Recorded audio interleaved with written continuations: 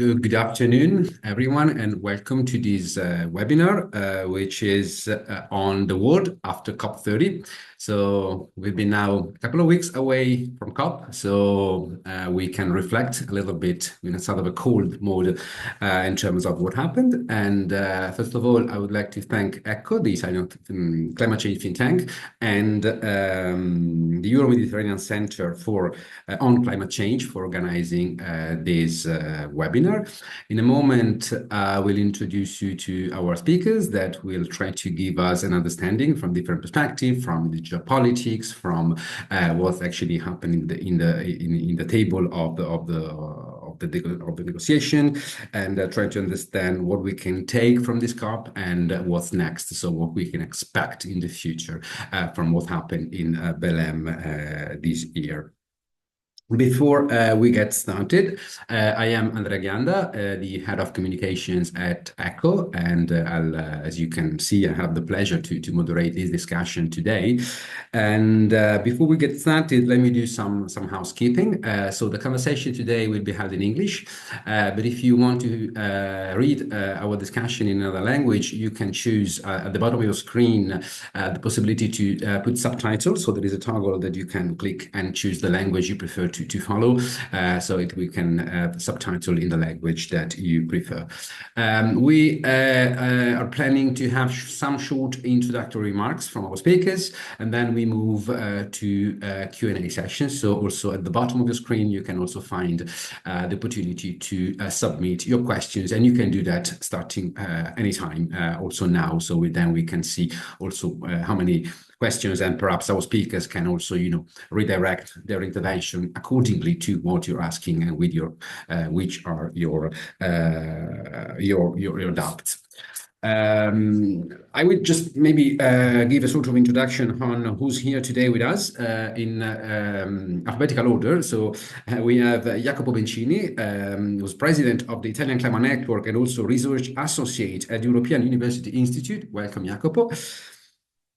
We have with us Valentina Bosetti, professor. She is lead author and senior scientist at the Euro-Mediterranean Center on Climate Change. Welcome, Valentina. And also, last but not least, we have Eleonora Cogo, who's climate finance lead at ECCO, the Italian climate change think tank. And welcome to you as well, Eleonora. I would like to start this conversation, I think, with Eleonora. Maybe with you, I want you to understand a little bit more, how did we get to this COP? It was a well-awaited conference. I mean, I think COP30 was announced already in 2022 in Sharm el-Sheikh at COP27. So we've been waiting for COP30 for quite a while. COP30 is a big number, so it's the 30th COP. So we were expecting that, but not also the decision to host a COP in the Amazon. It was a symbolic decision, and also the fact that after 3 COPs, which were held in countries where freedom of speech was in a way limited, this COP was also expected to be a COP where the civil society could have a space and the voice of the civil society could actually contribute to put pressure on the negotiation, which actually happened. And maybe we will see that later with a number of demonstrations, with the flotilla of indigenous people that reached Belém. So we were also waiting to see what kind of pressure the civil society can actually put on such moments. But also this COP came at 10 years of anniversary after the Paris Agreement. So and we are in a sort of a pathway towards, in the middle of the critical decade, the decade that should actually lead us to reducing emissions. But also we are 25 years away from the EU 2050 target of net zero, which is another, objective that we're trying to reach. But the world is very different from the Paris Agreement, from 2015, but also from, 5 years ago. So the expectation that we had before this COP was a world with, trade and real world, with the multilateralism under attack or really weakened in some way. So we also had a conversation about going to a complicated COP, if you want, there being a lot of discussion about the logistics of this COP. How do we get to Belém? How do you make sure 60,000 people get actually a room or a bed in Belém. So a lot of discussion were on that in the month ahead of this COP. But then we started this year in a different way, since the Leaders Summit actually came before the actual beginning of the COP on the 6th and the 7th of November. And President Lula and the Brazilian presidency put something on the table that was unexpected, which was this buzzword, the roadmap. So everyone was waiting for the sort of a roadmap. What's a roadmap means? Are we gonna have a number? Are we gonna have a date? What this roadmap means? And I think this put the stake of the expectation very high. So we also have that feeling that whatever was happening below that kind of, bar could have been considered negative or not enough. So we had a sort of a strange COP, if you want. We also lost a day during the COP for the fire. So all the negotiators couldn't actually negotiate for a whole day and a whole night because of that. And eventually we came out with a result which, had a different kind of views in terms of how it was. My question to you, Eleonora, is how do you see the world after COP? What happened and where are we now and where are we going? So it's a very difficult question. Let me maybe just take a bit of a step back in terms of where we came kind of coming into COP. I think you rightly mentioned a very extremely active Brazilian presidency. They have been holding last year the G20 presidency. They really set up a whole process throughout the whole year, really like mobilizations involving, for example, really trying to mobilize as many as voices in the spirit of multilateral collaboration and collective effort. There was a circle of finance minister. They worked on the Baco to Belém roadmap in terms of finance. They involved all the previous 10 COP presidencies. There was a global ethical stocktakes. It was really a big mobilization even before the actual COP started. And then we saw it during COP. I think during COP things played out a bit, perhaps a bit more, less, they were a bit like different kind of expectation in a sense that we then saw kind of a dual presidency, right? As you rightly mentioned, just before the beginning of the COP, the President Lula put on the agenda this very ambitious roadmap on transition away from fossil fuels and on deforestation. That was also very much supported by the Ministry of Environment, Marina Silva. And then we saw the other Brazilian side, right? The COP presidency led by the Ministry of Foreign Affairs, Andrea Correa do Lago, and so on, which actually took a bit more of a firmer stand, right? Particularly in the second week, we saw no real open conversation, a lot of shuttle diplomacy behind the scenes, despite actually quite a bit of pressure, including from civil society organizations, as you rightly mentioned. And so, there was this kind of diverging expectations at first, really, especially from the media, the idea that there could be this transition away roadmap. Realistically, having been in the process, I mean, sometimes people tend to forget that decisions are made by consensus. That means that every single country has to agree on every single comma of the text. And that's often not really understood the implication of what it means to take a decision by consensus. And there are simply countries that are not ready to accept any reference whatsoever to even fossil fuel. So it all kind of played out in a bit of a downward roll towards the end of the COP, particularly with the most, let's say, visual, because actually in the second week we actually didn't really witness a lot of negotiations in the plenary sessions, right? Sorry, Eleonora, you mentioned shuttle diplomacy. What's shuttle diplomacy and why did not work? No, it's not that it didn't work. It's just a strategy, right? There are advantages and disadvantages in terms of having more open conversation and more closed door conversation. Sometimes having a more open conversation, it also helps understanding where countries stand and so on. Behind closed door, it's easier to apply pressure. It's a bit of a strategy there. I think in this case, it didn't really work the way they expected, and that was really visible in the final plenary. Means there were Okay. still a lot of nodes that actually hadn't been resolved, and we heard one of the most vocals was Colombia Yeah. that firmly opposed. And then, but it was also interesting because then we actually saw, the one that were actually blocking, they had to came out a bit in the open. So we also heard some fairly strong language from Russia. We heard India. We heard the Saudi being much more outspoken and so on. Um, just a small bracket there, and perhaps also in terms of reconnecting to the outside world and where we're going. Interesting to see that the Saudi, on one hand, they definitely have one of the best diplomatic teams, both in the UNFCCC, the IPCC, and so on. Always been constantly throughout the years pushing back any reference to phasing out fossil fuels, but they're also kind of deploying one of the fastest rate renewables, right? 5 years ago, they had nothing, and now they're really going at the speed of light. So that's also to flag a bit of sometimes the disconnect between what is happening within the negotiation space and what is actually happening in the real world.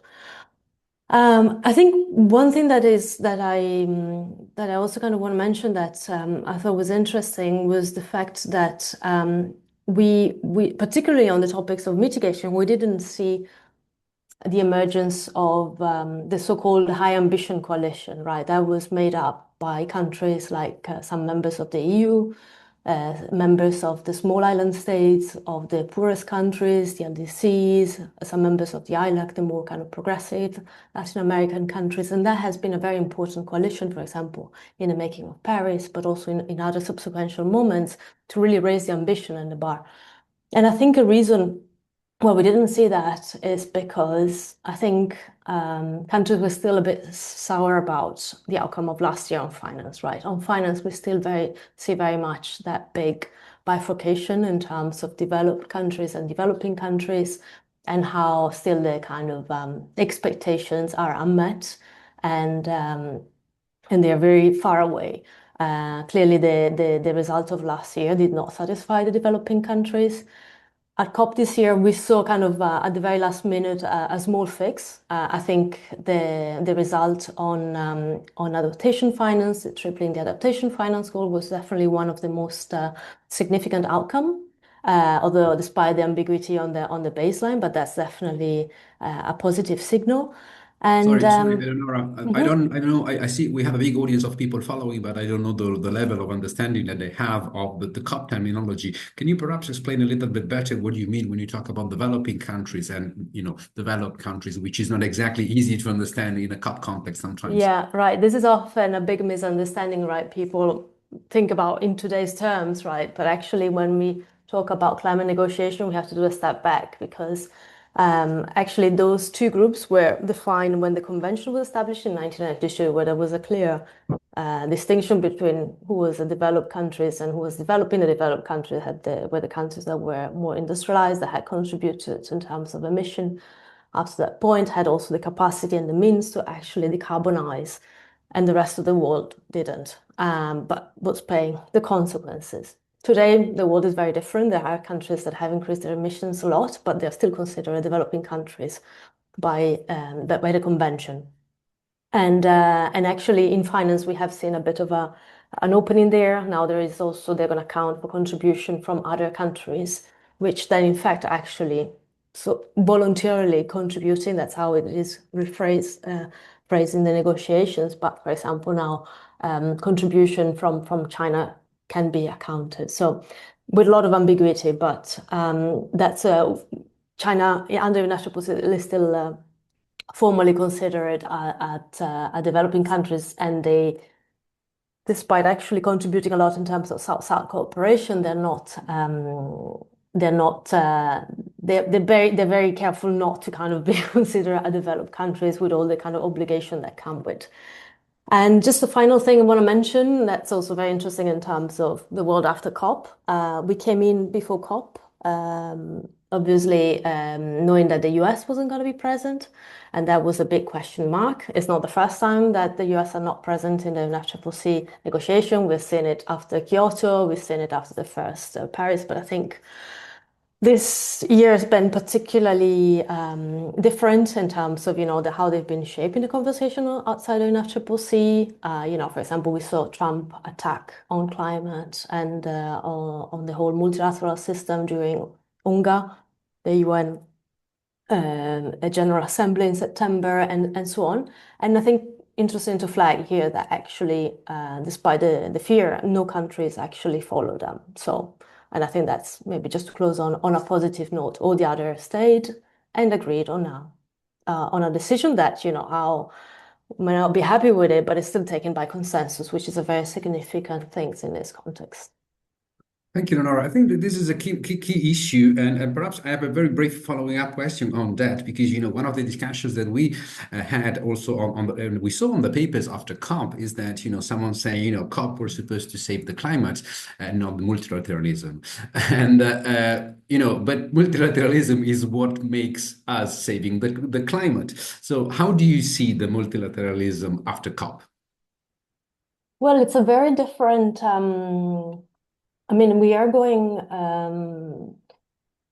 it's a very interesting time. And I think COP was, because we are seeing, right, this new forces playing out. We're saying, on one hand, the US taking a very strong stance, not just in the COP process, but also like in the G7, in the G20, and so on, and really fighting against multilateralism. We're actually seeing the other most important player, China, which is actually taking a much more pro-multilateralism stand. I think what is interesting in the context of COP is that it worked, right? For example, which has not always been the case. Like we've seen, for example, in the G20, they went for a chair summary, so meaning they weren't actually able to agree on by consensus on an outcome. So there wasn't an agreed outcome. We've seen in other processes, for example, the one of the World Maritime Organizations, where the US, Saudi, and Russia aligned and managed to block.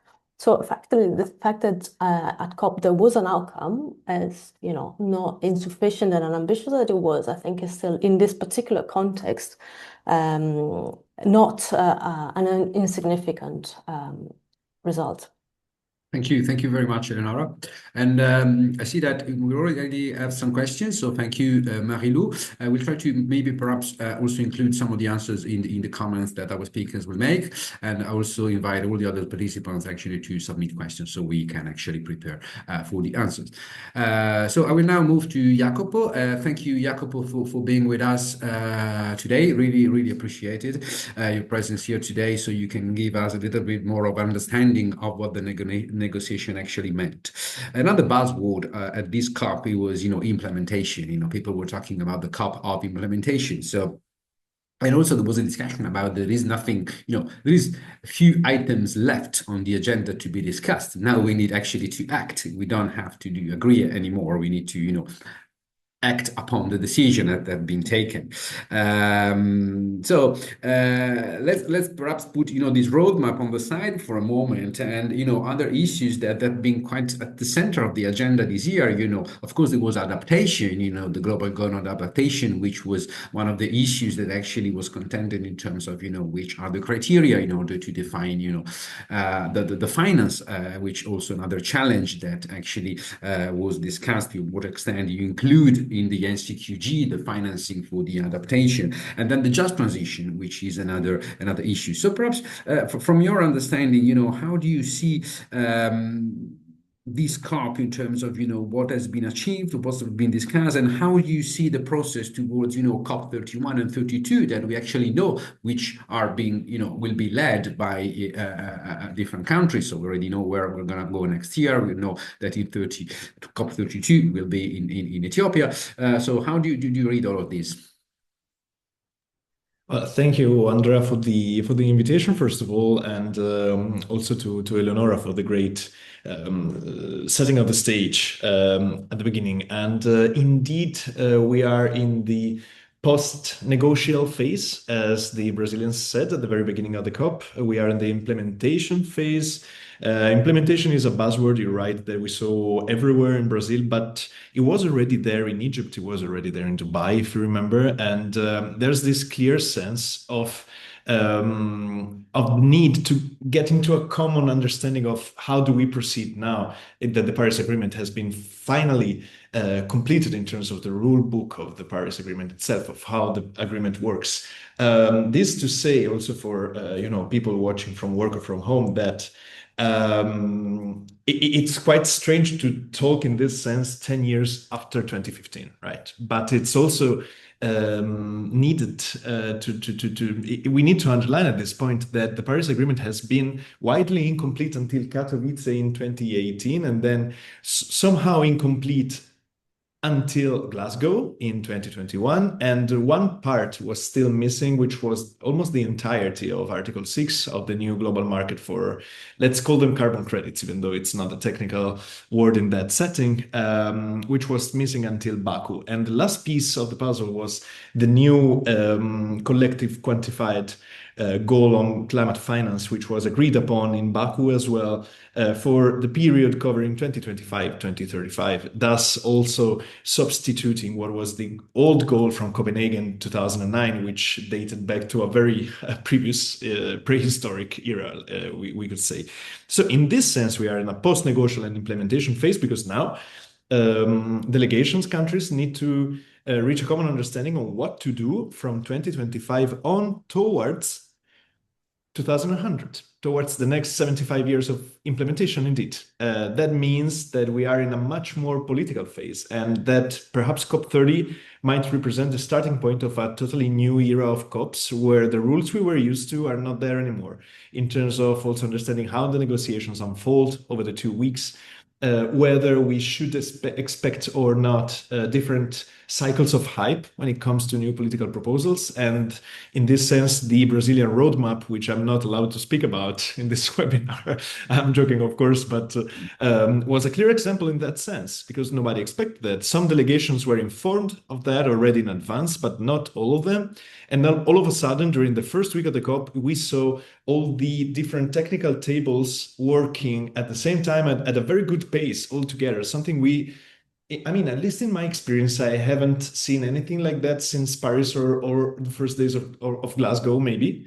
And so that means that initiatives led strongly with an investment of political capital from the presidency could actually steer the process and push the process forward, but then you need to get to results on each individual table. And we were very close to have this at COP30 if it wasn't for the perhaps excessive ambition, if I may say so, of the Brazilian presidency, and also in the perhaps wrong understanding from many actors on the solidity of the alliance between Brazil and other actors there. And when we talk about technical tables, we talk about everything that we could expect in advance of the COP. Well, the roadmap, of course, was not on a table, but we could expect some progress when it comes to adaptation, and indeed the indicators. I will talk about this at the end of this first overview. Adaptation, the mitigation work program, perhaps, which was an abandoned item there on the table since 3 years, basically.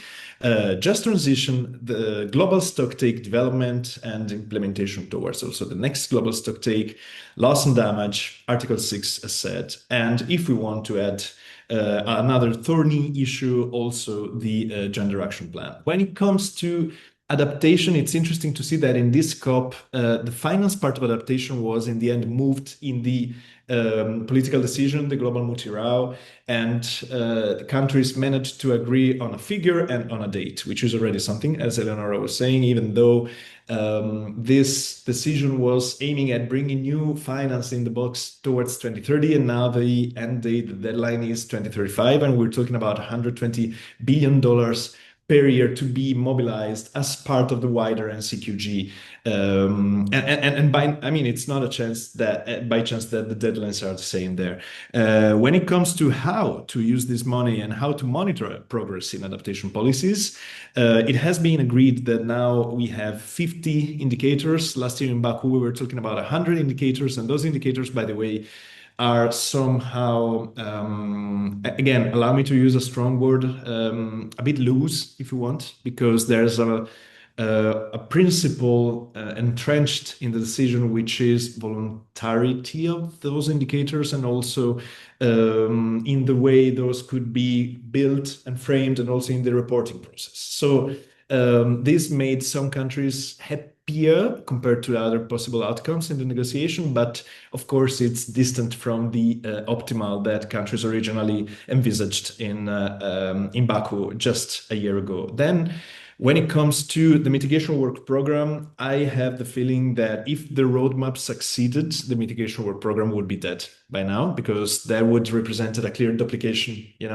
of tracks. But the roadmap is not there, at least not multilaterally speaking. The roadmap is there in the intentions of Brazil, in the intention of Colombia, the Netherlands, and other countries working on that towards the next 3 COPs. But multilaterally speaking, it's not there. So the mitigation work program still makes sense, but there's an original sin in there. We cannot talk about how to enhance the ambition of the NDCs if the mandate of their work program is not clear, as it is indeed. Saying that it's not, and many countries are actually pointing at that. But this was another topic that was split in between the big political decision and the work of the specific table. Then when it comes to just transition here, it's worth mentioning that civil society rejoiced at the end of the COP for the creation of the just transition mechanism, which was one of the key asks, if you want, by the global civil society movements, including Climate Action Network Europe, Climate Action Network International. They were hoping for a BAM, Belém Action Mechanism. Then in the end, we have the word mechanism, but that's also, I think it's worth mentioning this. Also, the way we use words are changing in this setting, because up until COP30, a mechanism would have implied money, a secretariat, a budget to be decided upon and to be spent. What we do have on just transition now, it's more of a coordination forum between countries at the multilateral level under the UNFCCC, but it's a mechanism without any structure. So, and here I would like maybe to stop for now with this last reflection. There is a growing distance between what is being decided at the COPs in terms of decisions and their actual impact on policy at each country level, and the wording and the language that we are using. Because in this specific case with the just transition mechanism, now we have something which looks like a structured, budgeted thing, but it's not, just to make some of the parties happier than with other options and just to reach compromise. But then that also signals, again, this high politicization of this new phase, because we should be very flexible mentally also when it comes to definitions, and to see what happens in the next, not just the next 2 COPs, Andrea, but the next 3 COPs. Because the COP I am thinking of at the moment as the end of the horizon for this first phase of post-negotial implementation is India. It's COP33, because nobody knows what the agenda will be next year in Turkey, in Antalya, because of the whole story of how that thing unfolded with Australia during Belém. There are already clear signals that Ethiopia will push massively on adaptation at COP32 in 2 years. But then in India, in 3 years, we will have in New Delhi the second global stocktake. And that's where all the efforts at the moment in this new setting. As a final remark for this first part, we are in the implementation phase, we are in the post-negotial phase. Decision wordings are not the same as we were used to, as we said. I think that also the quality of the decisions or of the text itself the quality is changing. We are seeing way more copy-paste than in the past, and that could also represent a signal of more politicization and less political ambition at the same time. Because if you're not set, mentally and politically, to invent anything new, and you just copy-paste previous decisions when you don't know what to say, and just to keep the room calm at the very end of the thing, this also could be something to be observed more in detail. One very clear example of that is how the Brazilians managed the issue with unilateral measures when it comes to trade and climate, the CBAM problem, just to have it very bluntly. In the end, in the mutual right decision, what we read is literally, if I remember correctly, Article 5 of the 1992 Convention, literally copied and pasted into the mutual decision because there was no agreement on adding or subtracting anything new. This COP has been strange. It's a sort of a struggle in between Icarus and Sisyphus, I would say, and here I close. COPs are usually a setting for a very optimistic Sisyphus, I always say, because we keep pushing the stone every day, hoping that the stone, which is climate change, is not falling back on our heads at the end of the second week. In this case, the Brazilians really played an Icarus game and they tried to fly a bit too high, perhaps. Thank you, Jacopo. In this copy pasting thing that you're mentioning, I think people were expecting to see a fossil fuel copy pasting, but it actually disappeared from that. And I'm actually, bringing back the roadmap because I want to answer perhaps one of the questions that were raised in the public about, why could we talk about transitioning away from fossil fuels in 2023 in Dubai, and now it seems we cannot talk about that. So I wanted to reflect you briefly on that question that one of the participants is asking, but also the fact that is the presidency played a sort of a Trump strategy. So I put something on the table which is extremely high, so we meet at the middle ground. Or I don't know why didn't we have a similar situation where we were in Dubai together and everybody was talking about the phase out, and the transitioning away seemed to be the middle way to reach that agreement in a way. So why could we reach that seemed transformative at that time, and we cannot do it now? Well, starting from the second question, it could be that it was a strategy put in practice by the Brazilians. It was extremely ambitious, maybe too ambitious indeed, and it didn't succeed. Maybe the backlash was even stronger than they could have expected. It was really unclear in the end how many countries were in favor of that and how many countries were against that. There's a great analysis by Carbon Brief from some days ago where they also highlighted overlaps in some countries' positions. For instance, we have countries which were at the same time in favor and against. This is really confusing, and this is part of the shuttle diplomacy Eleonora was referring to earlier. It could be that Brazil perhaps wanted to start a new conversation in this new phase, and the meeting, the summit then that will happen in April in Colombia, co-organized with the Netherlands on transitioning away from fossil fuels with a roadmap, could be a signal that countries are trying to group around new geographies, perhaps around a new ambition coalition geography based on the transitioning away from fossil fuels could be. There's also another element to keep in mind, which is how China is ready or not to read the word coal in a list of fossil fuels. And this was very central in the very last hours between Wednesday and Thursday of the second week, because apparently if we are just talking about, again, copy-pasting language from Dubai, that could have worked. But when you start listing with the fossil fuels, and I mean, what do we practically mean by that? We should have to remember that the new master in the negotiations, which is that country, is still highly reliant on coal. And so adding specifics to the already copy-pasted version could maybe it wasn't really the case, and in the end, again, the backlash was wider than expected, and also OPEC countries, of course, played their role in going back to Baku language and not Dubai language anymore. Your first question was? No, it was how this was possible in 2023 and why it was not, but I think you already answered.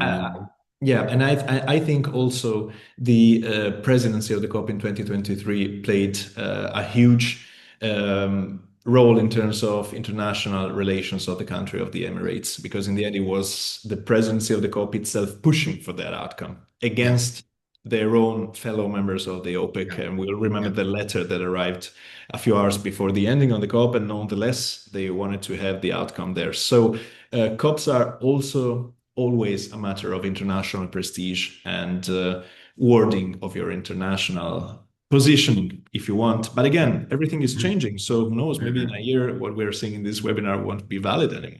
Yeah, and we'll remember we had another US presidency back in 2023, which could have made a bit of a difference there. Thank you, Jacopo.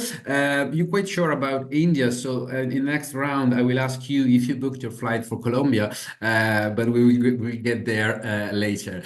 So thank you very much for these insightful thoughts. And now I will move to Professor Valentina Bosetti. Valentina, welcome, and thank you very much for joining us. I know you have a busy day, so thanks a lot for taking the time to talk with us today. For me to simplify here in this discussion, you're the science, if you want, but the same science that should guide and lead the discussions at COP, and the same science that is telling the countries to go into a pathway of reduction of fossil fuel use, of reduction of emission.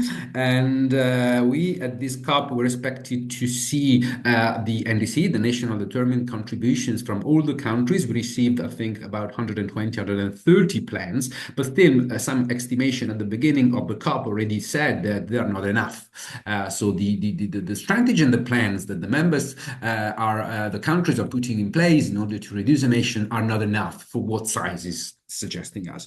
So my question is really simple to you, and then perhaps we go a little bit more on what are the implications at national level, also for business, etc. But I mean, is politics still listening to science? Well, I guess, first of all, I should say that I'm not representing the IPCC, I'm representing solely myself. I guess the main answer to that question is yes, and the reason I'm saying that is that we would not see countries trying to or failing to succeed in defining the timeline of the next IPCC report because some countries do not want the IPCC report to be published before the next global stock take. So the IPCC, for those who are not, within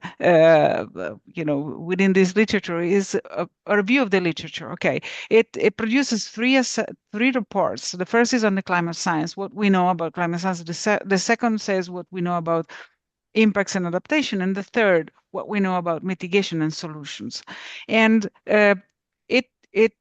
one important part is also to produce or report or review modeling works that shows whether countries or sort of a group of countries, more than countries, are aligned with the long-term targets. So it's really science trying to speak at the question, given the long-term target, what does that imply in the short term, and are we doing what we should be doing? So I think that the fact that they're not agreeing as they normally would have done in the past on the timeline, it should be this report, this round of the report, which is the 7th, should be published by 2028, which would inform then the global stock take that Jacopo was talking about in Delhi, or wherever that's going to happen. The fact that they are not in agreement and some countries are pushing for a delayed publication really, to me, says that these reports are relevant for the international negotiations, are considered, they speak to something. And I would also claim that if we look at COP30, some of the key points that, really are the discussion about the NDCs, the discussion about adaptation, the discussion about, overshoot. And let me take just 1 second to talk about overshoot. When we talk about overshoot, we're not saying, we cross the 1.5 or the 2-degree target and then, and that's it. The idea and the literature on overshoot is we may cross that temperature target, but then what do we need to do to go down again below that target. So overshoot doesn't mean giving up. Overshoot means we might, cross a threshold for sometimes, but then we can still get again below that threshold. So all these discussions, all these debates are somewhat informed by science. So I'd say that fundamentally, there still is a great role that science is playing in the political debate. However, of course, it's easier, to publish a paper than actually perform a transition. And so the more we are getting to the point of implementation, the word that we've heard over and over, the harder it is for policymakers to base their decisions on science. There are some reasons why. So what we see, for example, is that the climate component of the IPCC, the first report that I alluded to, is always widely cited by policymakers. Okay, if they want to say we have to do something about climate change, they will refer to the IPCC. If they want to talk about what to do about climate change, very seldomly they refer to assessment report the working group 3, the third report, the one on solutions. Why? Because the more you get near implementation, the more policymakers want to have control, the harder it is to trust science on this. And so I think that what we are seeing is an alignment between at least the long-term targets and science, and a disalignment on short-term decisions, investments, technological portfolios, and what science would tell us. Although the big picture is clear, which is, we need to clean the electricity production, and then we need to use electricity to do everything else. That's I think that message went through. But how fast should that happen? We've just discussed that. How fast? What are the differences in the national circumstances? That's kind of policymakers there do not want science to say anything about that. So I'm going to say one last thing, which is the following. In the next assessment, we're going to be evaluating more and more nation-based analysis. So we will give more prominence to literature that has looked into nationally produced analysis, exactly to kind of speak to this audience, saying, there are articles published in India and China with Indian and Chinese models that are suggesting that this is the path for decarbonization for India or China. It's not a global model saying that, it's not a developed nation model saying that, it's actually literature coming from the specific country, which in principle should increase the trust that different policymakers have on the results that are going to be reported in the next assessment report. Thank you, Valentina. But I think one of the things that, tell me if I'm wrong, but business is listening to science. I mean, today innovation means transition most of the way. But at the same time, you have countries. Eleonora was referring before to Saudi Arabia, which is pushing back the transition, but at the same time is massively investing in the transition and in clean technologies. In China, of course, is a big example. I mean, the number that we see now in terms of rising of clean technologies, it's unbelievable for Europeans to see that pace of production. And so how do you see the fact that there are economies that at the same time they are doing the transition, but they're pushing back on the transition? How this actually kind of combine? I guess this is part of this very rapidly changing landscape that both Jacopo and Eleonora were discussing. So we see, we have witnessed prices of renewables going down much more rapidly than any expert would have expected. We've seen the same thing for electric vehicles. So businesses just don't do that for any other purpose than the fact that it's cheaper. And some countries are, of course, implementing these strategies. Then This is one part of the story. Then there's the part of who's my, who am I allied to?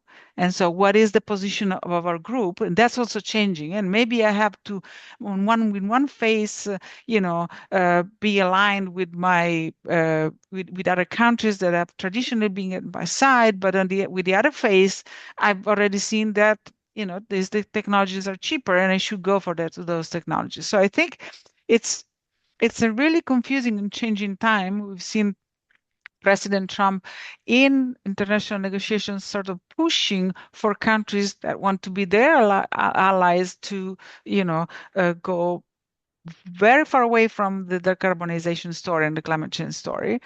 But maybe countries will have that public face and then still have a different face when it comes to investments or decisions. So I think it's just part of this really rapidly changing landscape. And I totally agree with Jacob. It's going to be very interesting in seeing COPs in the coming years. What's going to come? I think experts will be surprised more and more.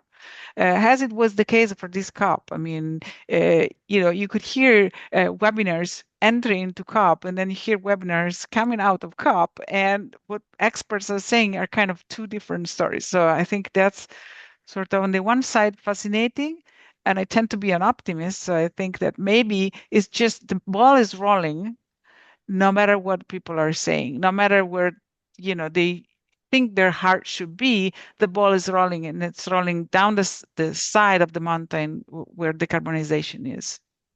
Thank you, Valentina, for your intervention, and also for your optimism, which is, I think, is what we need to push, climate action forward and see, what's coming next is actually a good exercise to understand where the world goes.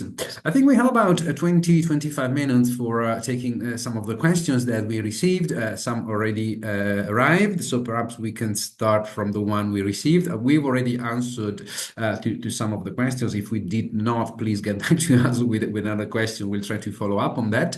So I will start again with Eleonora, perhaps taking the question from Mohammed El Zayat. Thank you very much for submitting a question. And I split it between you and Jacopo, perhaps. So perhaps I will leave Jacopo with the Article 6 bit, and you, Eleonora, maybe with the US. So what's the big elephant that was not in the room was actually the US this year. And also perhaps we now are hearing that we didn't have these high-level high ambition coalition, but at the same time, some analysis divided the parties in three groups. One first group is definitely the group that wants to meet in Colombia and go ahead with roadmap, and then there is a group which is pushing back on any kind of transitioning, phase out, whatever we want to call it, and there is someone in between that actually is not going clearly towards one or the other directions. So, how do you see the role of the US, but also within the context of other groups? Yeah, so maybe to clarify first, Mohammed question. So the US formally pulled out of the Paris Agreement at the beginning of this second Trump presidency, but it will effectively come into effect, that decision, after 1 year, right? So technically this year they were still part of the Paris Agreement. However, they chose not to send a delegation to COP, so they weren't present. Maybe what is interesting to flag there that actually particularly at the beginning of the second week, there was the first week, sorry, there was a significant presence from state actors from the US, right? So, the governor of California was there, which is, interesting, as it's called, the fourth economy of the world. So to also have this kind of other US voices that are still sending the message, effectively, we're still in, we're going ahead, despite what is happening at the federal level. I think it's interesting to see how this conversation is going to play out outside of the negotiation. It seems the right thing in terms of saying those perhaps are too difficult conversation to have in a multilateral space where you have to make decisions by consensus, but it's great to have them among coalition of the willing, right? I think perhaps A third category, and I can see a bit of influence in there from the US, will be of those that, yes, want to talk about transition away from fossil fuels, but will want to talk about a lot of the other solutions that are listed, but are actually a bit more of a, I would call them a distraction in terms of not actually don't have the same significance as obviously coal, oil, and gas. And so there will be also that kind of murky water. We will see a lot of that of those kind of solutions that, are part of the package of solutions, but clearly there should be a clear priorities, right? We need to really reduce them, go in order of significance and not be distracted by a lot of other technologies that can play a role, but they're not going to solve this problem. And unfortunately, we already saw a bit of conversation on that. So that's perhaps the third camp I would add in there. So we'll see how also this conversation, whether we'll try to contaminate the first one or whether they will be able to actually set a clear agenda in terms of saying, how we're going to phase out coal, oil, and gas, and set a clear priority of order in terms of Do you want to action. perhaps mention those technologies that can Well, contribute but are not essential to the transition? Well, it's normally the kind of solutions that the fossil fuel industry promotes a lot, right? Capture, carbon storage, biofuels, and so on, which is not to say they don't have a role to play. Clearly the IPCC also always includes them in their assessment and so on. But they're not gonna help us avoid doing the difficult job, right? They may help. They're definitely gonna play, I think, especially as we reach the kind of hardest to abate solution, they can play a role in there. But they're not gonna, we have to do the difficult work first. Yeah. So. Thank you, Eleonora. Well, if you from the participants or are interested in understanding what role a technology can have in the transition, I suggest you also to look at the website at ECCO. We did a sort of a number of Q&As on what specific technologies can actually contribute.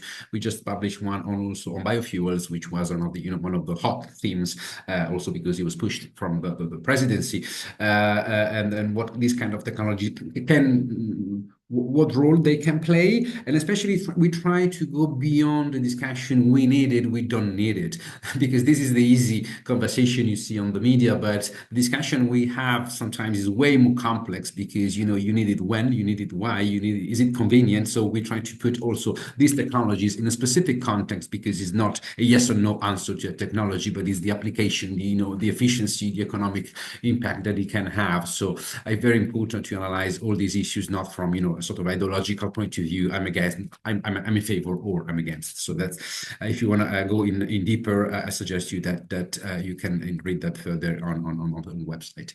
Jacopo, Article 6 has been mentioned, so perhaps we want to hear a little bit more what's on that side. Yeah, sure. Happy to share.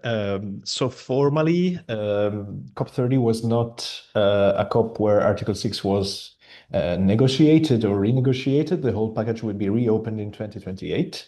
But something happened before the COP, and we're talking about October and the meeting of the Article 6.4 supervisory body that took place in Bonn, in Germany, where they had to decide over the new standard for all projects under Article 6.4, which, as you know, as PACM, as a Paris Agreement crediting mechanism, is becoming the new benchmark to look at in the world of carbon credits, in the world of mitigation units being exchanged. What happened in October was that the supervisory body didn't manage to agree on a single standard with the same rules for all types of projects, where of course that has an impact, and it becomes also a very political matter when it comes to applying the same rules on durability and permanence, of course, durability of storage of CO2 for those who are maybe not familiar with the topic. When it comes to post-crediting monitoring, for how many years should a company or a government or a project developer monitor the project and assess whether there are leakages, whether there are reversals? Another decision was to be taken on the acceptable level of reversals in a project in terms of can my CO2 storage project, whether it's nature-based or engineered, I mean, we don't care at this point,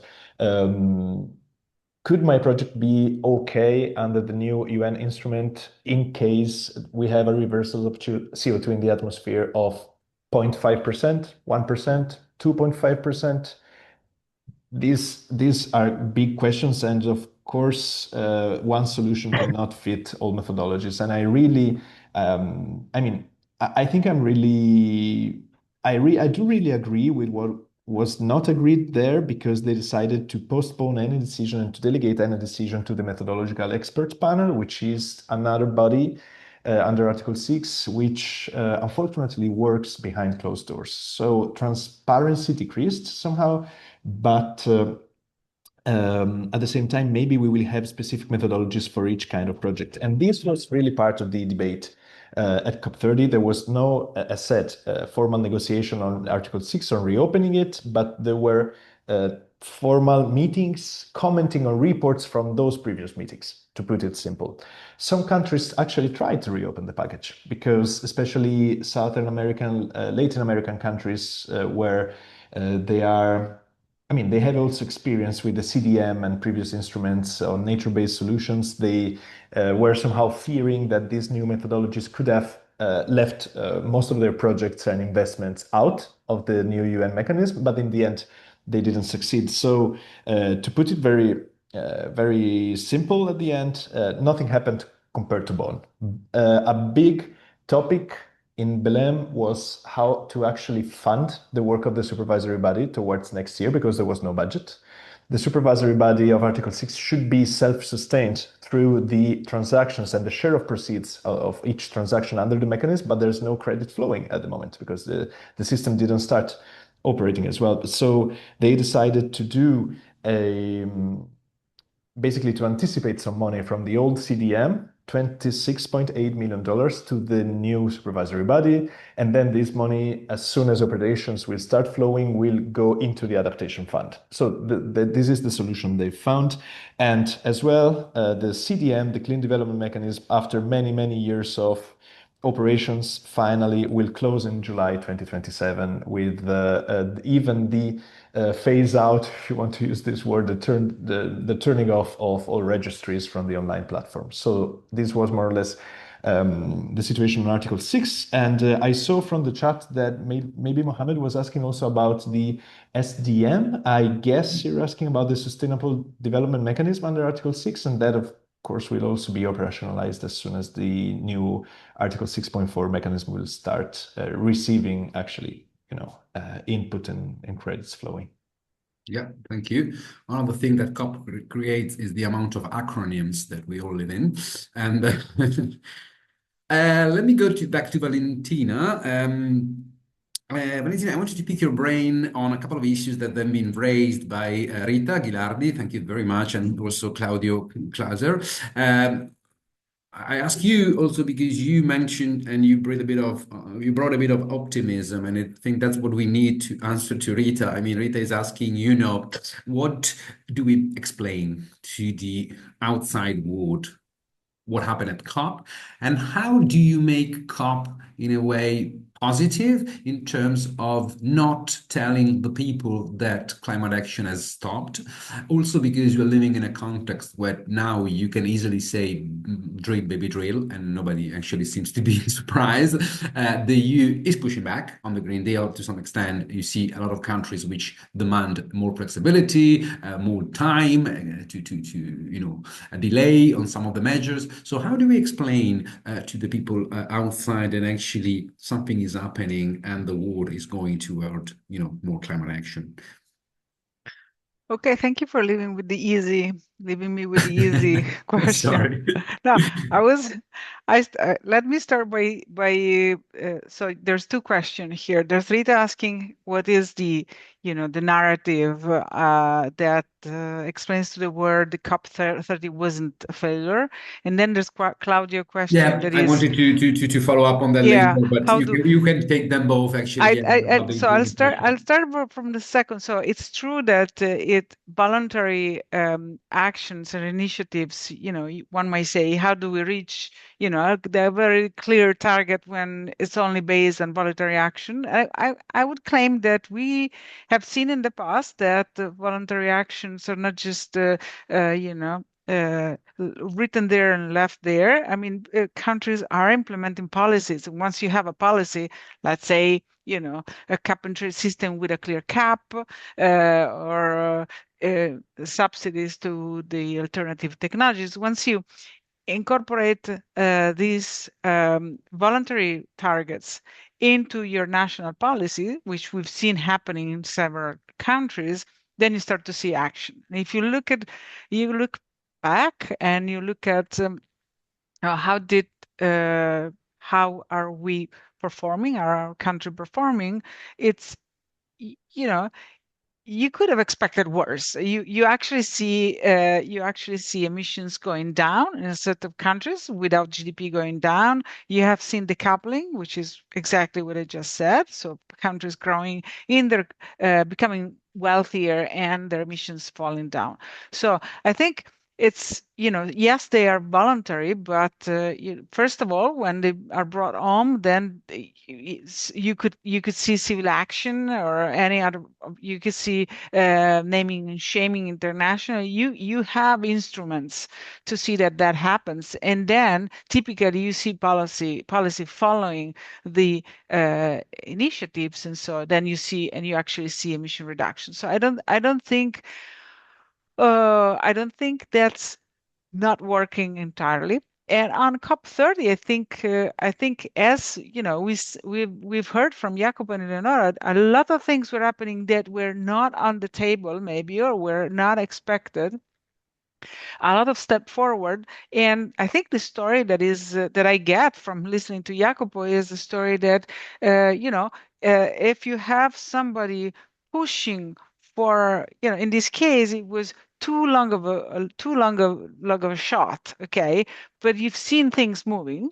So maybe we could recalibrate. One could even think that the minus 90%, the 90% target for Europe is the same thing. You're shooting very far ahead, then you get responses from the system. It doesn't work the first time, but you kind of are moving in that direction. So it could be that this COP was, by shooting for the star, we're kind of putting a mechanism in place, starting a movement that we will see unfolding in the coming future. It would have been too good to see that happening in one single meeting without the US. I mean, the conditions were such that people were already depressed and crying beforehand. They came home and they were not crying. They said, okay, China is leading. There were a lot of good stories that came out.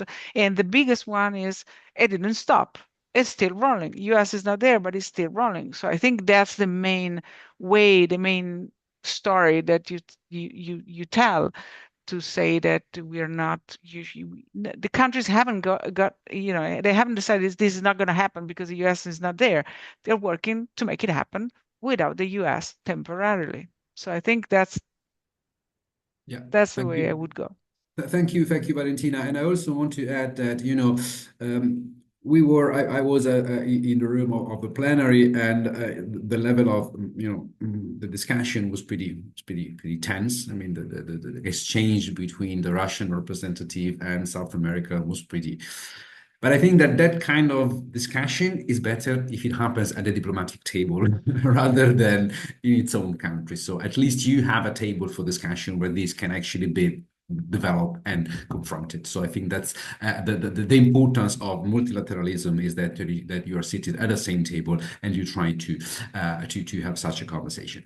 I wanted perhaps to go back to Jacopo. He's also raising his hand, so he's ready for that, because there's a couple of questions actually you can answer related to the impact of the decision on carbon credit to the new target, which is actually been approved by the trilogue at the European level on yesterday. So the reduction of the 90% of emission by 2040, but also the impact that Article 6 can have on CBAM and these kind of measures for developing countries. So if you can, Jacopo, can be brief on your answers, and then perhaps we go towards the conclusion, which I suggest I give the floor to all our speakers for a few final intervention, perhaps maybe mentioning also what do you expect, what do you want to be sort of the highest issue on the agenda for COP31. But first, Jacopo, go ahead.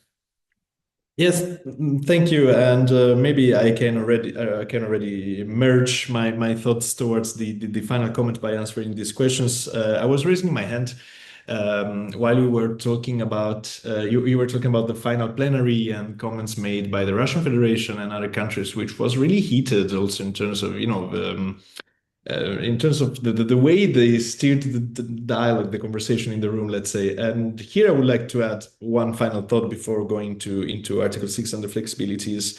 Let's not forget that we are living in the internet era, in the social media era. And if after some months after the COP, a random citizen Googles what his of her or her country said at the COP, the only result coming out from YouTube or this kind of platforms will be the final speech at the final plenary. So we are seeing an increasing number of countries taking the floor after the gavel has been gavelled to say something which is somehow very often not even related to what happened in the room, but as general considerations or considerations in terms of, wider geopolitical thoughts or even attacks towards other countries, but because this is what remains on YouTube after the COP. So there's also this part, to be honest, as a COP observer, over the years, I've always looked at what happens before the gavel gets moved by the president. What happens later is for the social media, but that's my personal view. Then 2040 target at the European level and flexibilities. Now we have to use the plural. It's flexibilities because we have a 90% target, which helps raising the ambition and helps getting the whole machine moving. As Valentina was saying, I totally agree with a 5% flexibility by using international credits. And here we have to be, here we have to look at words carefully. High quality credits using Article 6 from countries which have a Paris-aligned mitigation trajectory. 3 elements to say that high quality would mean probably Article 6.4 rules or something similar to that if the EU is looking at that benchmark.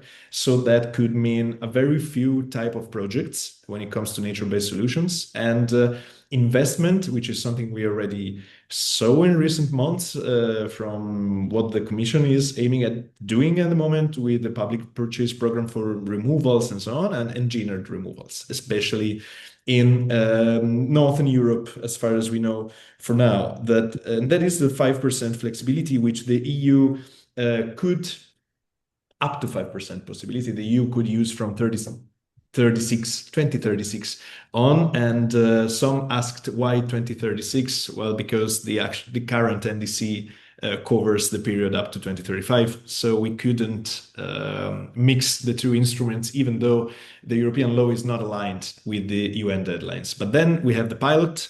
There will be a pilot stage between 2031 and 2035, where the EU could experiment this new approach with other countries. And it would be extremely interesting to see how the Commission will do that, whether it would be in terms of traditional credits with traditional partner countries, or maybe through the trade and clean trade and investment partnerships, the TCIPs, the instruments the Commission is setting up also in terms of carbon diplomacy and widening its environmental diplomacy globally. And then from the outcome of the trilogue yesterday, we maybe also have another layer of flexibility, which is the additional 5% at each country's level, which is something some observers understood from the decision. And this is uncharted territory and has to be explored. The main question is still how do we imagine these flexibilities through credits happening outside of ETS?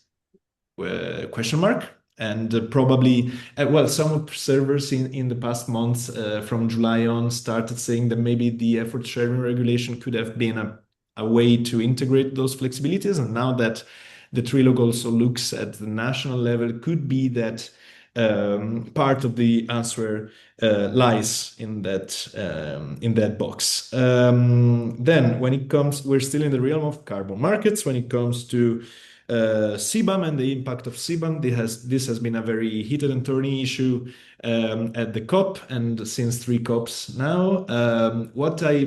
What I can say in less than a minute now is that I think that many countries are positioning themselves politically when it comes to the CBAM at the COP, because in concrete terms, the majority of big economies, big jurisdictions in the world are already setting up their ETSs or their carbon pricing schemes to avoid paying CBAM fees when their goods enter Europe. The so-called Brussels effect that many countries don't like to hear, but it's happening. If you look at ICAP maps or where ETSs are growing and being developed, Turkey, Brazil, India, Indonesia, they relaunched and revamped Chinese ETS, which now is the largest in the world. Other carbon pricing schemes, I mean, those who are exporting goods to Europe, goods which are covered by the CBAM and by the European ETS, are already working in that direction. So I think that, to conclude, there's a real difference growing and increasing in what countries say at the COP as a way to create coalitions around a single topic, which could be used as a, as a thorn again into the negotiations and what is actually happening on the ground. Thank you, Jacopo. I think we can open a new webinar on, the fact that we may need trade ministers and finance ministers at COP to discuss these issues, which became more and more central to the discussion. So thanks a lot. I will give a few final words to Eleonora and then some final thoughts from Valentina. Eleonora, perhaps you can also, if you want, to take the last questions from Maria Teresa Cipollone, if I'm not mistaken. Yes, on the role of the EU. How did you see the role of the EU towards the COP, which also we remember that there was an ENVI council of the environment ministers a couple of days before COP, which shows the discussion was pretty much a long discussion overnight about the EU target, the NDC, which was kind of probably a signal of how Europe was going to COP. But perhaps a final word on you to that, and perhaps a final word as well to Valentina on our future expectations for coming years. Yeah. I think the EU was caught a bit by surprise in terms of the whole transition away from fossil fuel discussion. Maybe just for those that are less familiar with the negotiation, important to flag that the EU goes before COP through like half a year of actual negotiation to decide its own internal position, and then at COP speaks with one voice. So unlike other countries that have a lot of more flexibility in terms of adjusting their position on the spot and so on, the EU is a bit more, it's got this more kind of complex structure. And so I think when this kind of coalition support that was led by Colombia emerged, there was an attempt to jump on board, but then there was a bit of an internal discussion. Definitely, that the EU and Poland were the one that raised some concern and so on. But actually, I think it's also important to say that they quickly turn around and found kind of unity in terms of saying the EU in the multilateral UNFCCC space is supporting mitigation, and mitigation ambition is one of the key asks. And they actually quickly regroup in terms of a unified position on that. And actually, in the final days of COP, they were one of the strongest opponents to the text as it was, and vocally saying that it wasn't insufficient, and they really put up a battle. I wish I would say also, like in terms of the internal EU dynamics, especially what is happening with Omnibus and so on, the kind of same determination. But that's a topic for another webinar, so I'll close it there. Thank you, Eleonora. So I think last word to Valentina. I mean, this webinar was called Reflection and Pathway from Forward from Belém. We discussed about reflection. So what are the pathways? Then where are we going coming, with an uncertain new presidency or double presidency as it seems to be? So, well, I'm the oldest, so I can be the least serious. I'd say, because there is a question asking what will we say to our children, and I guess we could say that this is like the Lord of the Ring. So if it's an epic, it cannot be written in 2 chapters. So this is a humanity defining epic, and it's complex. And so we go forward and then we go backward, 4 steps forward, 2 steps backward, but we keep pushing. And the beauty of it is that it is so complex that it really is redefining, is part of redefining, the geopolitical context. It's one of the big battles. So we're working on it. That's what I would say. It cannot be finished in one day. Fantastic. So let me say a huge thank you to Valentina Bosetti, Jacopo Bencini, and Eleonora Cogo, but also to the colleagues of the Euro-Mediterranean Center on Climate Change and ECCO for the work that they've done behind the scenes. So thank you for what I think was a very insightful and interesting discussions. So I hope you enjoyed and you get some more information. This was recorded, so you will also receive the recording on your inbox, so you can also watch it again or watch it if you didn't the first time. So thanks very much to all the participants and all the people that contributed with questions. So see you at the next webinar, and thank you very much and have a good rest of your day.